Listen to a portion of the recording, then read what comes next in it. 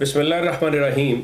अस्सलाम वालेकुम नाजरीन और चौधरी साहब अस्सलाम वालेकुम। वालेकुम अस्सलाम जनाब। आज फिर हमारे साथ चौधरी अकबर साहब हैं और आज हम जिस मौजू पर बात करेंगे नाजरीन वो है खिलाफत।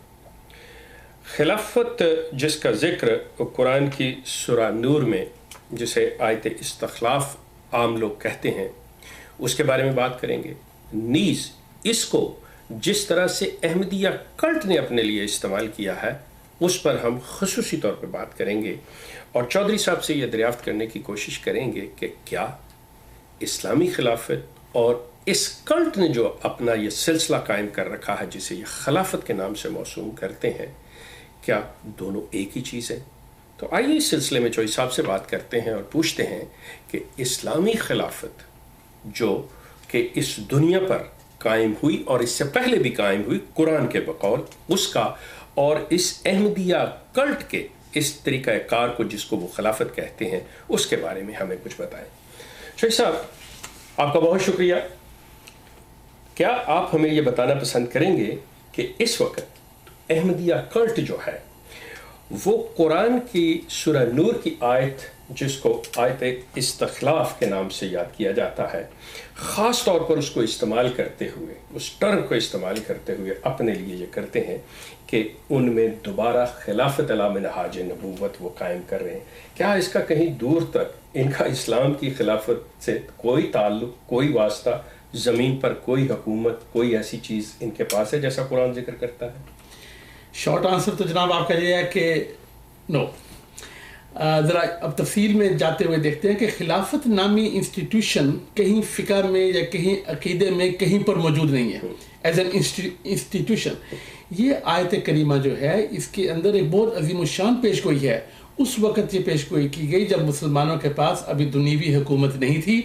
एक तरफ से रोमन एम्पायर जो है वो जज़ीरा अरब पर सवार हो रही थी, दूसरी तरफ से ईरानी एम्पायर जज़ीरा अरब पर सवार हो रही थी। तो उसमें अल्लाह ताला ने ये अजीम शान पेशगोई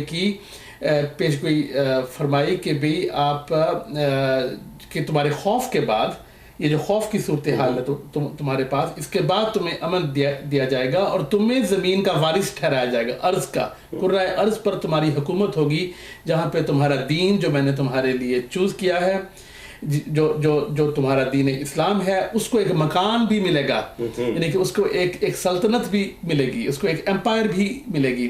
और जैसा कि पहले लोगों को ज़मीन का विरसा मिलता रहा, इसी तरह उम्मत मुस्लिमा को भी ज़मीन पर तमकीन मिलेगी। और ये वो पेशगोई है जो अब हमारे सामने पूरी हुई है कि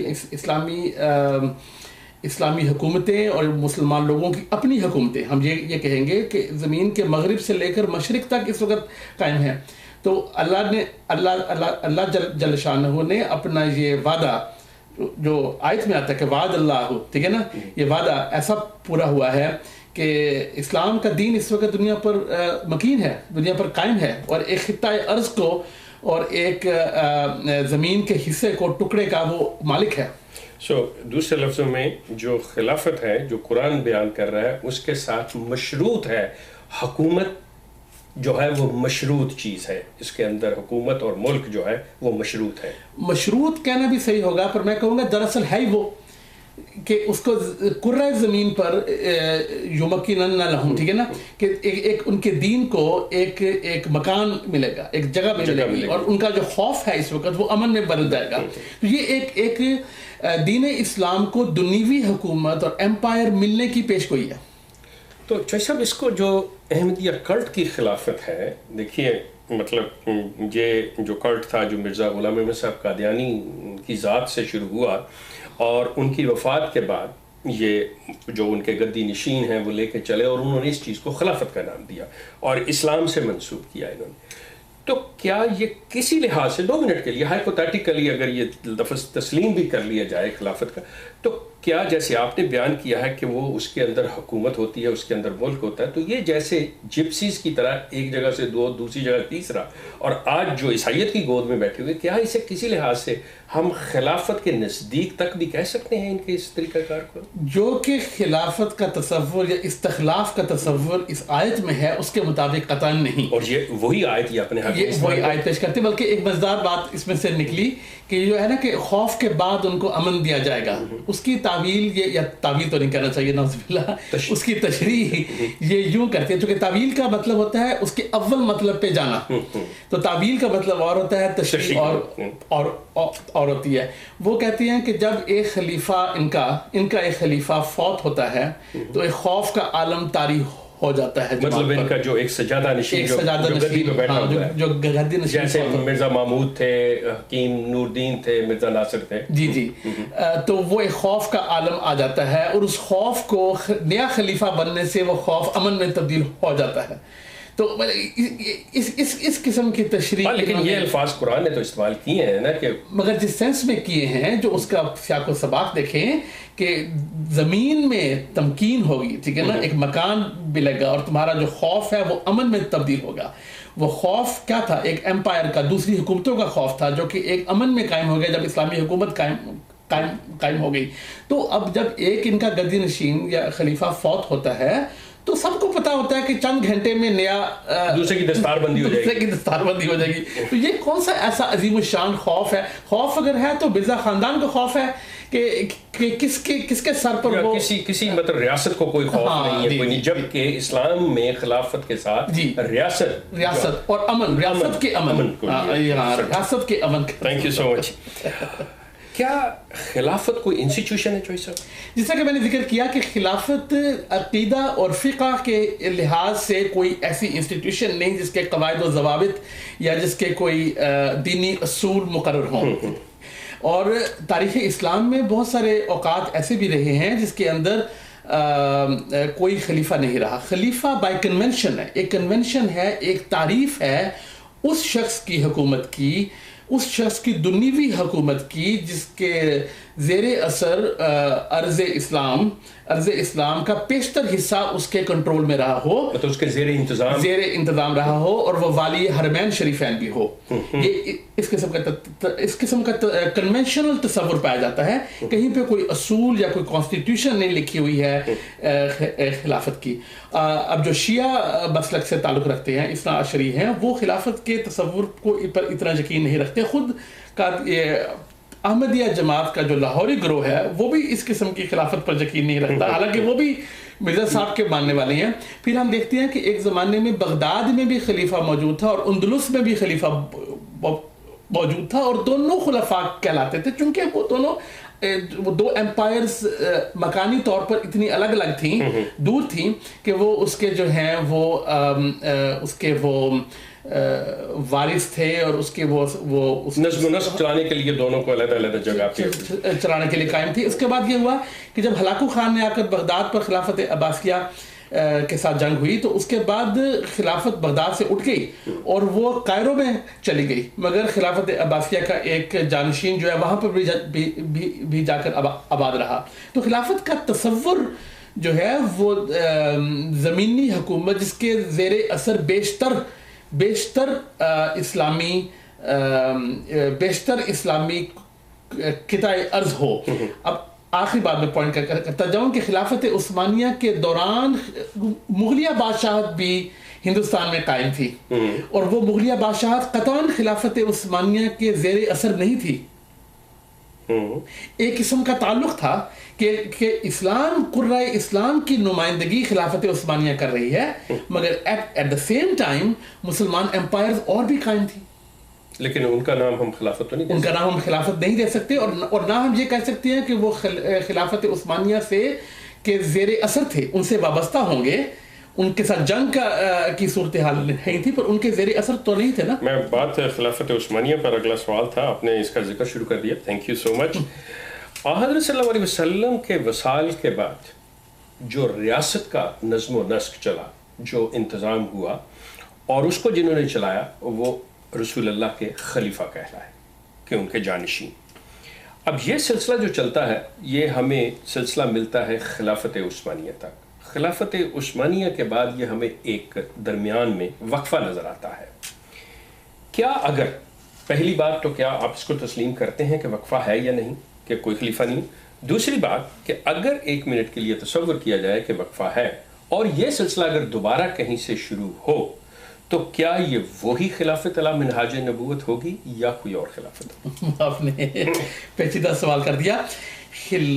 خلافت کوئی انسٹیٹیوشن نہیں ہے. خلیفہ ابو بکر رضی اللہ تعالیٰ عنہ رسول اللہ صلی اللہ علیہ وسلم کے خلیفہ تھے.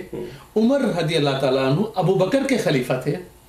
اور جس طرح ایک سلسلے میں ایک کڑی دوسری کڑی کے ساتھ ملتی جاتی ہے, ہم کہتے ہیں کہ چونکہ پاور پیسفلی ٹرانسفر ہوتی گئی, ایک سکسیسرز کا سلسلہ چلتا رہا, ایک کڑیوں سے ملتی گئیں. سوری, یہاں پہ چوئی صاحب ایک چیز جو آپ نے شروع میں بڑی اچھی بات کہی, یہ عام ہمارے ناظرین کے لیے, کہ حضرت ابو بکر صدیق رسول اللہ کے خلیفہ ہیں, لیکن حضرت عمر رضی اللہ تعالیٰ عنہ رسول اللہ کے خلیفہ نہیں ہیں, بلکہ حضرت ابو بکر خلیفہ اول کے وہ جانشین ہیں اور ان سے آگے چلتے ہیں. سو اس کا مطلب یہ ہے کہ جیسے جیسے آگے خلیفہ چلے آتے رہے, وہ اپنے سے پہلوں کے خلیفہ تھے, نہ کہ رسول اللہ. بالکل. لیکن سلسلہ جو ہے خلافت علی منہاج نبوت اسی پہ ہے, وہ اسی پہ ہے. تو اس لیے یہ کوئی انسٹیٹیوشن نہیں ہے, یہ ایک سکسیشن ہے, ایک چین ہے, ایک امن کا چین ہے کہ پیسفلی اقتدار جو ہے وہ پیسفلی ٹرانسفر ہوتا رہا سکسیسرز کو.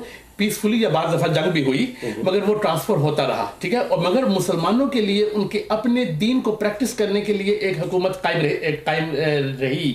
یہاں پر اب آ کر بات ہوتی ہے کہ بیچ میں بھی جس طرح میں نے کہا کہ پیریڈز ایسے آئے ہیں جہاں پر 2 خلافتیں موجود ہیں, یا خلافت نہیں موجود ہے, کوئی خلیفہ ایسا سکسیسر موجود نہیں ہے. مگر اب یہ جو خلافت عثمانیہ جب اینڈ ہوتی ہے 1918 1920 کے دور میں, اس کا مطلب ہے کہ جو عثمانیہ دور کی ڈائنسٹی تھی وہ ڈائنسٹی آ کر یہاں پر ختم ہو گئی. کیوں ختم ہوئی؟ کہ اس کے بعد عرب جو تھے, ابن سعود کا جو خاندان تھا, انہوں نے حرمین شریفین پر ان کا قبضہ رہا, ترکوں کا اپنے ملک تک ہو گیا. تو اگر ہم دیکھیں کہ اصل جو اسلام کا کور ہے وہ حرمین ہیں, وہ سعودی عرب کی, اب تو ہم اس کو سعودی عرب کہتے ہیں, جو عرب کا جو حجاز اور نجد کی پروونسز ہیں وہ اسلام کا کور رہا ہے. اور ہمیشہ جو خلیفہ آپ کہیں گے, خلافت نہیں کہیں گے چونکہ انسٹیٹیوشن ایسی کوئی ہے ہی نہیں ہے, وہ اس پر اس کا اثر رہا ہے. اب ہوا کیا کہ چونکہ پرانے زمانے کی امپائرز, یہ میری بات غور سے سنیے گا, کہ پرانے زمانے کی امپائرز ہوتی تھی, بہت بڑی ایک سلطنت ہوتی تھی جس کے اندر ولایتیں ہوتی تھیں, چھوٹی چھوٹی ولایتیں. جس طرح عراق ہے, وہ عراق ایک ملک کے نام سے نہیں تھا, اس میں ولایت بصرہ تھی, اس میں ولایت بغداد تھی, اس طرح کے مختلف ولایتیں تھیں, ان کے والی ہوا کرتے تھے. تو ایک بڑی سلطنت کے اندر چھوٹی چھوٹی اس طرح ولایتیں ہوا کرتی تھی, جو کہ اس زمانے کی کمیونیکیشن کے نظام, مواصلاتی نظام کے لیے وہ ایک طریقہ کار آمد تھا. اب 100-150 سال سے کیا ہوا کہ یہ بڑی ایمپائرز کا تصور فنش ہو گیا, اور ایک سٹیٹ کا ایسا تصور ابھرا ہے جسے ہم ویسٹفیلین سٹیٹ کہتے ہیں. یہ ایک سیاسی علوم کی ایک ٹرمینالوجی ہے. ویسٹفیلیا ایک جرمنی کا صوبہ ہے جس سے یہ تصور نکلا کہ سٹیٹیں چھوٹی ہوں گی, مگر یہ ریاستوں کے اوپر ایک ایسی گروہ ہوں گے, ایسا گروپ ہوگا جس کے امبریلا کے نیچے یہ انڈیپینڈنٹ ریاستیں ہوں گی. اب جس طرح اوباما کو کہتے ہیں leader of the free world, اس کا مطلب یہ نہیں کہ اوباما یورپ کا حکمران ہے, یا یورپ کے جو سربراہ ہیں وہ اوباما کو کوئی سالانہ, مطلب وہ اس کے ہم خیال ہیں, ہاں, یا اس کے ایک ہم خیال ہیں اور وہ ایک آرگنائزیشن ہے. اسی طرح یہ جو خلافت عثمانیہ کے بعد آگے کسی نے خلیفہ کا لقب نہیں لیا, اس کا مطلب یہ نہیں ہے کہ وہ خلافت ختم ہو گئی یا حرمین شریفین سے مسلمانوں کا کنٹرول جاتا رہا. وہ ایک ڈائنسٹی سے فنش ہو کے, عثمانیہ ڈائنسٹی سے فنش ہو کے, وہ ابن سعود کے خاندان میں وہ آ گئی. اب انہوں نے خلیفہ کا لفظ اس لیے اپنے لیے نہیں چوز کیا, انہوں نے اپنے آپ کو خادم حرمین شریفین کہتے ہیں, اس لیے کہ آج کل کے زمانے میں وہ کانسیپٹ ہی نہیں رہا, وہ بڑی بڑی ایمپائرز کا کانسیپٹ ہی نہیں رہا.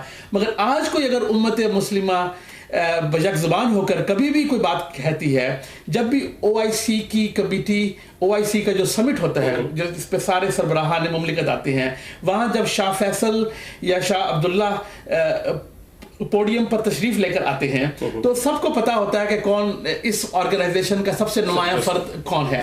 तो हमें ये चाहिए कि हम उस तंजीम को मजबूत करें, OIC को मजबूत करें, और वो जो एक हमारा सिंबॉलिक, अब शाह अब्दुल्ला का या शाह फैसल का इस्लामी वर्ल्ड पे उतना ही कंट्रोल है जितना कि ओबामा का वेस्टर्न वर्ल्ड पर, फ्री वर्ल्ड, हाँ, फ्री वर्ल्ड पर कंट्रोल है। हाँ, मगर हो सकता है कि आइंदा ज़माने में दोबारा ये स्टेट का तस्वुर बदले और हम ये वेस्टफैलियन स्टेट से निकलकर फिर हम बड़ी एम्पायर स्टेट में चले जाएं। और अगर हम ऐसी में गए तो आप देखेंगे कि दोबारा एक आलम इस्लाम का एक ऐसा ताकतवर सरबराह उभरेगा। मगर आजकल दौर है सॉफ्ट पावर का, वो हार्ड पावर का, एम्पायर का, एम्परर का तस्वुर आजकल कम है। आजकल सॉफ्ट पावर का जो है ना वो तस्वुर ज़्यादा है। तो माफ़ कीजिएगा, सवाल मेरा लंबा हो गया, जवाब लंबा हो गया।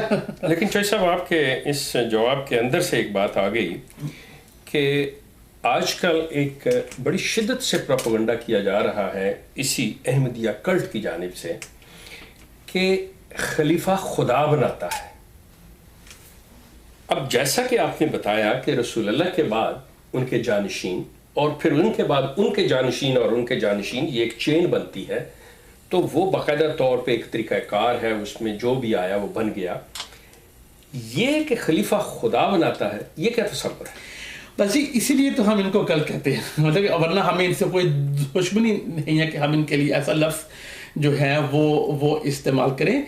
जो ये खिलाफत का तस्वुर कादियानी ग्रोह देता है, इसकी कुछ मुशाबिहत, अब मैं कहूँगा कुछ मुशाबिहत सूफिया के जो तरीक़े हैं उनसे मिलती है, क्योंकि सूफिया के अंदर भी ये रूहानी सिलसिले का चक्कर है, जैसा नक्शबंदिया हो गया, कादरिया हो गया, ये वो सिलसिले हैं। तो असल में चूंकि मिर्ज़ा गुलाम अहमद साहब भी सूफ़ी, उनके बहुत सारे कॉन्सेप्ट सूफ़ी थे, जिनमें ये बरूज़ी, ज़िल्ली वगैरह, ये वही सूफ़ी स्पिरिचुअल जो कि एक सोबत में सोच है। और आप जो सोबत में रहते हैं, आप जब कहते हैं कि मैं इस बंदे की नेक सोहबत में रहा और इसलिए मैं उसका खलीफा ठहरा और अगला उसका खलीफा ठहरा, तो इन्होंने 3 कॉन्सेप्ट्स को मिक्सअप कर दिया।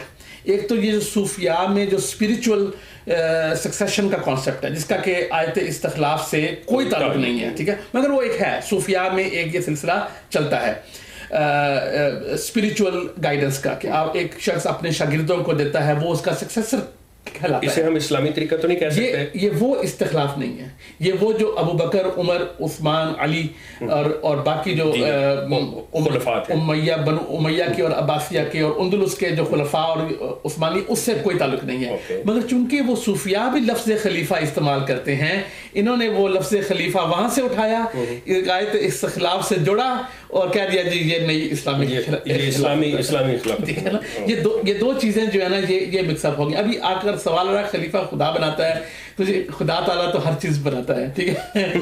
अब वो जो यकीनन आपको और मुझे भी खुदा नहीं बनाता मगर वो ये कि वो चूंकि उनके पास ना तो दुनियावी ताकत है, ना तो कादियानी सरबराह के पास दुनियावी ताकत है, ना उसके पास दीनी इल्म है, ना उसके पास कन्विंस करने की सलाहियत है, इसलिए उसने अब कोई तो बहाना अपने मुक्तदीन को अपने साथ पीछे लगाने के लिए बनाना है ना, तो वो बहाना ये है कि खलीफा खुदा तो क्या आपका कहने का मकसद है कि जो खलीफा होगा या जो इस्लामी रियासत का सरबराह होगा, उसके पास एक तो खित्ता अर्ज़ होना ज़रूरी है, दूसरा उसके पास जो इस्लाम का, कुरान का इल्म है वो यकीनन होना ज़रूरी है, जो उसने वो चीज़ हुकूमत चलानी है जिसके कवानीन के तहत उसने ये सारा सिलसिला चलाना है, उसका जानना ज़रूरी है। ये ज़रूरी नहीं है, खिलाफत राशिदा में यूं ही था, मगर उसके बाद, इसीलिए हम उसको खिलाफत राशिदा कहते हैं, राशिदा का मतलब कि वो करेक्ट पाथ पे, ठीक है ना। उसके बाद आप देखते हैं कि उलमा का और खुलफा का जो है वो अलग अलग एक सिलसिला रहा है, और अभी तक सऊदी अरब की जो बादशाह है वो अलग है और जो उलमा का जो हेड है वो अलग है। तो इसका मतलब ये हुआ, सॉरी टू से आपको इंटरप्ट करने का, कि मसरूर साहब एक चीज में तो क्वालिफाई कर गए ना, कि अगर वो खुद कोई भी दीनी इल्म नहीं रखते, उनको कुछ पता नहीं है कि इस्लामी कवानीन क्या है या उनके अपने कल्ट के जो अहमदिया कवानीन है या उसकी तारीख क्या है, उन्होंने अपने नीचे आलम रखे हुए, उनकी मदद से लेके चल रहे हैं, फिर एक चीज में तो क्वालिफाई कर गए। अगर उनके पास खित्ता अर्ज़ होता नहीं, मैं چلیں وہاں سے تو آپ نے انہیں نکال دیا پاکستان سے. دیکھیں کہ انہیں بھاگنا پڑا ہے چوئی صاحب, پاکستان سے انہیں بھاگنا پڑا ہے کس وجہ سے, اپنی جان بچا کے ان لوگوں کو. نہیں مگر انڈیا میں تو جگہ ہے نا, انڈیا میں تو جگہ بھی مطلب جہاں سے یہ شروع ہوئے تھے وہاں جا سکتے امن و امان ہے, وہاں پہ بھی ہیڈ کوارٹر قائم کیا جا سکتا ہے. چلیے ہمارا مشورہ ہے جی کہ آپ اس پہ غور کیجئے گا, دیکھیے گا کہ اگر آپ وہاں جا سکے. آپ سے چوئی صاحب یہ بتائیں کہ یہ اکثر ہم لفظ سنتے ہیں دینی اور دنیاوی, جب ہم اسلام کو ایز اے دین لیتے ہیں تو قرآن ایک مکمل ذات حیات ہونے کی وجہ سے کیا اس کے لیے یا اس کو رائج کرنے کے لیے علیحدہ کسی قسم کے دنیاوی قوانین کی بھی ضرورت ہے, یا قرآن بذات خود اپنی ذات میں اتنا مکمل ہے کہ یہ انسانی زندگی کے ہر شعبے کو کور کرتا ہے اور اسی کے قوانین جو ہے انسان کے لیے کافی ہیں؟ قرآن کریم مکمل ضابطہ حیات ہے اور اس کے اندر تمام قوانین موجود ہیں. اب جی انسانی تمدن جس طرح چلتا ہے, جس طرح حکومتیں چلتی ہیں, محلے چلتے ہیں, شہر چلتے ہیں, صوبے چلتے ہیں, ملک چلتے ہیں, وہ چلانے کے لیے عدالتیں ہوتی ہیں, قانون ہوتے ہیں اور ڈیفرنٹ قسم کے گروپس ہوتی ہیں جن کو انڈرسٹینڈنگ کے ساتھ لے کر چلنا پڑتا ہے, کمپرومائز کرنا پڑتا ہے. اس کو سیاست بولتے ہیں, سیاست اس کو ہم بولتے ہیں. یہ پولیٹکس ہے, یہ انسان کی جبلت میں شامل ہے. جہاں پر انسان 2 ہوں گے سیاست شاید نہ ہو, پر جہاں 3 ہو گئے سیاست آئے گی. سیاست کا مطلب ہے کہ میری رائے کچھ ہے, آپ کی رائے کچھ ہے, ہم نے مل کر کنونس کرنا ہے. مگر اگر کسی خطۂ ارض پر ایک لا نہیں ہے تو وہ فتنہ ہے, تو وہ ایک فتنہ کی صورتحال ہے جس کو قرآن کریم کہتا ہے وَالْفِتْنَةُ أَشَدُّ مِنَ الْقَتْلِ. ٹھیک ہے, اس حد تک سیکولر ہے, میں اس کو نہیں مانتا, میں تو اس قانون کو مانتا ہوں. چلو تم اس قانون کو مانتے ہو, اس کی عدالتیں کہاں ہیں, اس کا نفاذ کہاں ہے, اس کی پارلیمنٹ کہاں ہے, اس کی مجلس شورا کہاں ہے, کیونکہ ان چیزوں کے بغیر حکومتیں نہیں چلتی. تو یہ کہنا کہ اس کتاب کے اندر تو موجود ہے مگر اس کو چلانے والے تو انسان ہے نا. تو کیا کہیں کہ آپ پاکستان میں اس وقت ایک ملکی قانون ہے اور اس کے ساتھ ہم شرعی قانون جب بات کرتے ہیں, شریعت کی بات کرتے ہیں کہ شرعی عدالتیں ہیں اور ایک دوسری ملکی عدالتیں ہیں, تو کیا آپ اس کو صحیح سمجھتے ہیں؟ پاکستان میں قانون ایک ہے جو حکومت پاکستان کا قانون ہے, اور جو شخص اس کو نہیں مانتا وہ باغی ہے اور وہ فتنہ پرداز ہے. شرعی عدالتیں بھی سپریم کورٹ کے انڈر آتی ہیں. وفاقی شرعی بینچ جو ہے وہ بھی ایک سپریم کورٹ کا اینسلری. اگر وہ دونوں ایک ہی قوانین ہے تو 2 کی ضرورت کیوں پیش آئی؟ آپ اسے شرعی عدالتیں کیوں؟ بالکل, چونکہ ملک کا قانون ایک ہے, جو اسلامی نظریاتی کونسل ہے, اور جو شرعی عدالتیں ہیں وہ گائیڈ کرتی ہیں, وہ لیگل سسٹم کو گائیڈ کرتی ہیں تاکہ وہ لیگل سسٹم جو ہے وہی اس طرح آپ نے فرمایا کہ وہ اسلام کے قوانین اور ضوابط کے بیچ میں رہے. اب یہ انڈونیشیا میں اور ہوگا, بنگلہ دیش میں اور ہوگا, انڈیا میں اور ہوگا, سعودی عرب میں اور ہوگا, ایران میں اور ہوگا, کیونکہ تھوڑے فرق تمدن کے, کلچر کے اور اس ملک کی ہسٹری کے, اس ملک کی تاریخ کے. اب پاکستان کو ایک قادیانی کے بارے میں قانون بنانے کی ضرورت پیش آئی, انڈیا کو نہیں آئی, ایران کو نہیں آئی. تو اب آپ یہ تو نہیں کہہ سکتے کہ ایک ہی قانون پوری امت اسلام میں ہو. نہیں, قوانین تو لوکل صورتحال اور لوکل جو ہوتی ہیں ضروریات ان کے مطابق بنتا ہے, اور ان کا نفاذ بھی ایک ہی کرتا ہے. اب میں جب امارات میں رہا یا عمان میں رہا تو وہاں پہ جو قانون ہے ملک کا وہ وہی شریعت ہے جو شریعت محمدی چلتی آ رہی ہے. اس کا کیا مطلب ہے کہ وہ صرف احادیث موجود ہیں؟ نہیں, اس کا مطلب ہے کہ سلسلہ وہیں سے شروع ہوا, اس میں ترمیم تبدیلی آتے.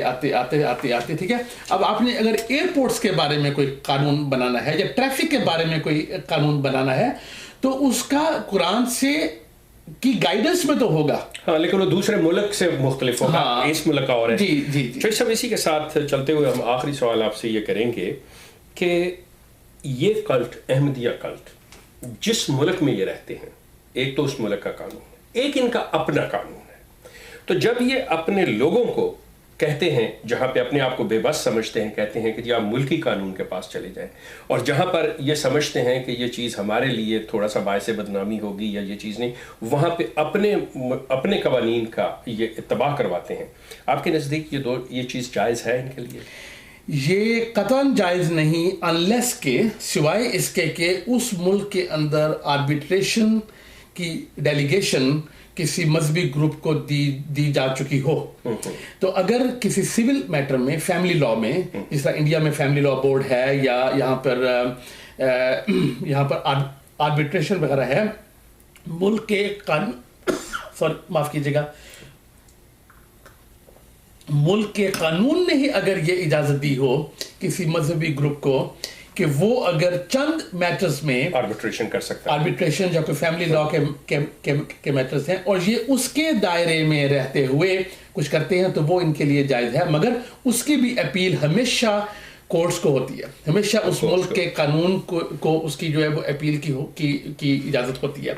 और ज्यूज जो है, जूश कम्युनिटी भी ये इस किस्म के उनके आर्बिट्रेशन बोर्ड हैं फैमिली लॉ वगैरह के, मगर कादियानियों में जो देखा गया है, अब इसका हमारे पास दस्तावेजी सबूत तो नहीं है, मगर जो लोग हमसे बात करते हैं ये देखा गया है कि ये डिस्करेज करते हैं कि किसी भी मसले में या किसी भी सिलसिले में मुल्की कानून के पास ना जाओ, और इनका जो कज़ा बोर्ड है वो अपनी जो उस मुल्क में जो उसको जुरिस्डिक्शन मिलती है आर्बिट्रेशन की, उससे भी बाज़ दफ़ा तजावुज़ कर जाता है और क्रिमिनल मैटर्स में और अब्यूज के मसाइल में भी अपने आप को मुलव्वस कर देता है, खास तौर पे औरतों के मामले में जी बहुत ज्यादा। चौधरी साहब एक और आखिर में यही आखिरी बात आपने कहा था आखिरी सवाल, या सॉरी मैं एक चीज और निकल आई कि इनकी इस कल्ट का सरबराह जो है वो दुनिया के किसी एक मुल्क में बैठा हुआ है, अब वो तीसरी जगह पर अपना हुक्म सादर करता है वहां के लोगों को कि आपने अपने मुल्की हालात के जो फैसले करने हैं वो मुझसे पूछ के करने हैं। इसकी मिसाल ऐसे ले लें आप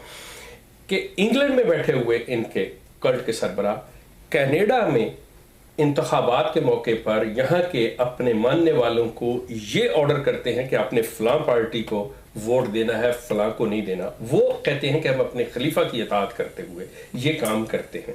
क्या खलीफा को हक पहुंचता है या उस सरबराह कल्ट को पहुंचता है कि वो अपने मानने वालों को ये बताए कि आपने यहाँ पे बैठ के ये काम करना है या वो काम करना है? वो किस मुल्क के लॉयल हैं, किस मुल्क के शहरी हैं और वफादारी किसके साथ दिखा रहे हैं? मैं आपको मशवरा दूंगा कि इस पर एक प्रोग्राम और रखिएगा, क्योंकि ये जो है ना ओथ जो है इनका और जो खलीफा की अताअत करते हैं, इसकी वजह से हम इनको कल्ट करते हैं। एक तो अताअत होती है मारूफ अताअत जिसे कहते हैं, पर जिस किस्म की अताअत ये है जो किसी तरफ से मारूफ नहीं है। मैं इसी पर बात फिनिश करता हूँ कि जॉन एफ कैनेडी को जब वो इलेक्शन के लिए खड़ा हुआ, वो रोमन कैथोलिक था, उससे ये सवाल पूछा गया कि आप चूंकि पोप के मानने वाले हैं, अगर पोप आपको कुछ कहे और वो आपके यूएस के मफादात के खिलाफ हो तो आप किसका साथ देंगे? उसने बिला तवक्कुफ और बगैर किसी शक के उसने कहा मैं यूएस को और अपने जो ओथ है, जो मेरा कॉन्स्टिट्यूशन का ओथ है, मैं उसको दूंगा।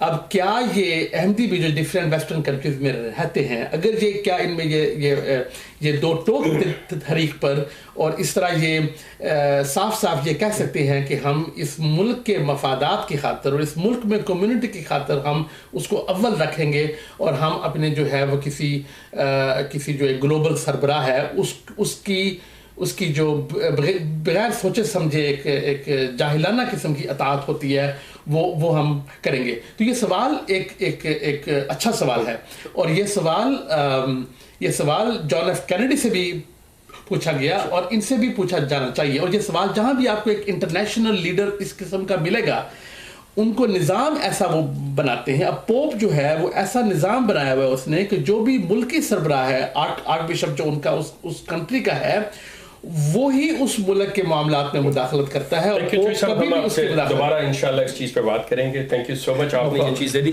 थैंक यू नाज़रीन। बात ये है कि सिलसिला ये चला कि जैसे चौधरी साहब ने बात की कि जॉन एफ कैनेडी से जब ये बात की गई तो उसने पोप से अपनी वफादारी नहीं, उस मुल्क में रहते हुए उस मुल्क के साथ अपनी वफादारी की बात की। तो हमारी इंशाल्लाह एक प्रोग्राम इस चीज़ पे करेंगे कि वो अहमदी हजरात जो कनाडा में बैठ के, अमेरिका में बैठ के बरतानिया से ये चीज़ लेते हैं कि हमारे खलीफा का हुक्म है उसको करें, क्या ये चीज़ होनी चाहिए या नहीं, क्या ये सही है या गलत है, इसके बारे में हम अपना अगला प्रोग्राम करेंगे। आप लोगों का बहुत शुक्रिया, हमारे साथ रहिएगा। अल्लाह हाफिज़।